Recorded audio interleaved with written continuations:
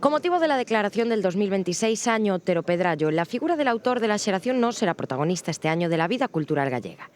En este contexto, el Liceo acogió la presentación de la reedición del primer volumen del autor, de Lorense Antiguo y otras colaboraciones. Una colección de 3 tomos que recopila la extensa producción periodística del autor y que recoge los artículos publicados en la región entre 1958 y 1960. El foi evidentemente un adiantado, un precursor de todo o que iba a ocurrir no día de hoxe, no mundo de hoxe, 100 anos despois.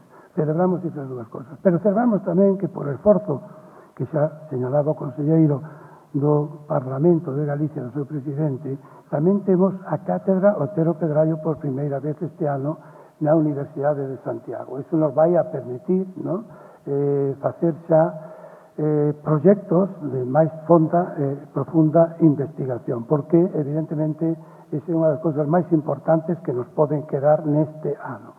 El proyecto, fruto de la colaboración entre la Fundación Otero Pedrallo y la región, rescata y pone en valor la visión del escritor sobre la evolución de su ciudad y su tiempo. Además, cuenta con 13 artículos que no habían salido aún a la luz.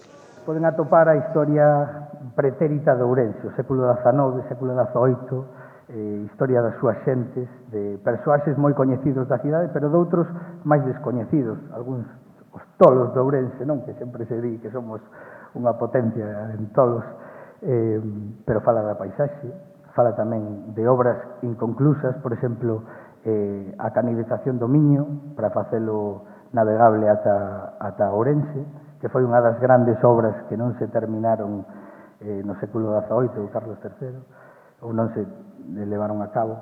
Tamén fala profundamente de Lamas Carvajal, o que lle dedica polo menos 4 ou 5 artigos que teña eu atopados nesta edición. Fala do primeiro Carvajal, do Carvajal Novo. Un senfín de artigos adicados tamén á figura de Concepción Arenal.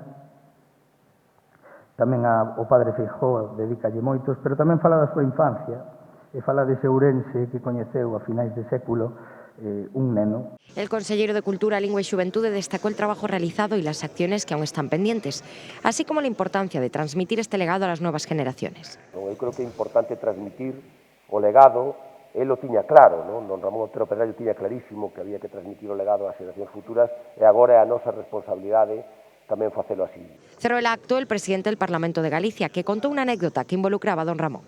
Me enseñou o mapa de Fontán, foi a primeira vez que eu vin o mapa de Fontán ali, pero o importante do asunto era o que íbamos. Así nos botaba unha mão en decidir que estudiaba eu.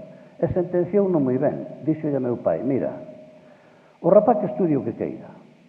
O máis importante é que aprenda a tocar a gaita como o tío Faustino.